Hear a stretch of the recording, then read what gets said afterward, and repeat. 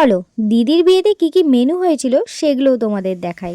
এই হচ্ছে menu card, তোমরা একটু পজ করে দেখে নিও। আচ্ছা, স্টার্টারে কি কি ছিল সেগুলো তো আগের ভিডিওটাই দেখিয়েছি, তাই আর এক্সট্রা করে দেখালাম না। আর মেন কোর্সে প্রথমেই ছিল লেবু, স্যালাড আর পাট ভাজা। আর আমরা যেহেতু অনেক রাতে খেতে বসেছিলাম তাই এটা একটু ঠান্ডা হয়ে গেছিল, বাট খেতে ভালো ছিল। তারপর পাতে পড়ে গেল ফ্রাইড রাইস আর ছোলার ডাল। আর ফ্রাইড রাইস আর ছোলার ডাল দুটোই খুব ভালো হয়েছিল খেতে। তারপরে দিয়ে গেল আলুর চিপস, আর আমি পাট ভাজাটা আগেই খেয়ে ফেলেছিলাম, তাই দেখো তানিয়া ওর পাত থেকে তুলে আমাকে দিয়ে দিল।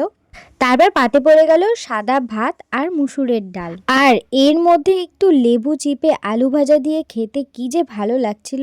আর এটা তো বাঙালির কমফোর্ট ফুড। তারপর ডাল দিয়ে ভাত শেষ হতে না হতেই পাতে পড়ে গেল কাঁঠাল মেটে, আর কাঁঠাল মেটের মধ্যে মেটেও ছিল অনেকটাই। আর দেখো প্রীতম তো মেটে খেতে ভালোবাসে না, সে কারণে সব মেটেগুলো আমার পাতে দিয়ে দিচ্ছিল।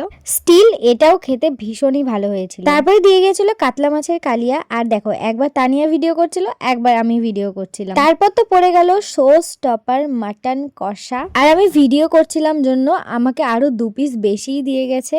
আর পিসগুলো তো দারুণ ছিল, আর আমি চর্বি খেতে তো অনেক ভালোবাসি, সেই কারণে দেখো ভাই ওদিক থেকে আমাকে অনেকগুলো চর্বি দিয়ে দিয়েছে। আর মাটনটাও ভীষণই সফট হয়েছিল, আর এই মাটনের চর্বি দিয়ে একটু ভাত মেখে খেতে তো দারুণ লাগে। তবে অনেকটা রাত হয়ে গিয়েছিল জন্য অত ঠিক করে খেতে পারিনি। আর দেখো মাটনটা কতটা সফট হয়েছিল, ভীষণই টেস্টি হয়েছিল খেতে। তো চলো এবার আমাদের থোবড়াটাও একটু দেখাই খাওয়ার সাথে। আর এই যে আমার পার্টনার মহান ব্যক্তি, উনি ক্ষীর দই ছাড়া খায় না, আর বিয়ে বাড়িতে এসে ক্ষীর দই পেয়ে তো সে কি। আর এই যে এখানে চাটনি পড়ে গেল, আর এই যে হচ্ছে ক্ষীর দই। আর আমি তো দই খাই না, তানিয়া ক্ষীর দই খেতে পছন্দ করে, তো ওর তো ভীষণই মজা। আর সত্যি বলতে সবচেয়ে বেশি ভালো হয়েছিল এই সন্দেশ আর মিষ্টিটা। আর যেই বলেছি মিষ্টিটা খেতে ভালো লেগেছে। আর দেখো ভাইরা সব মিষ্টি তুলে দিয়েছে, কিন্তু আমি এত খাইনি। দেখা হচ্ছে বাসি বের মিনি ব্লগে, বাই।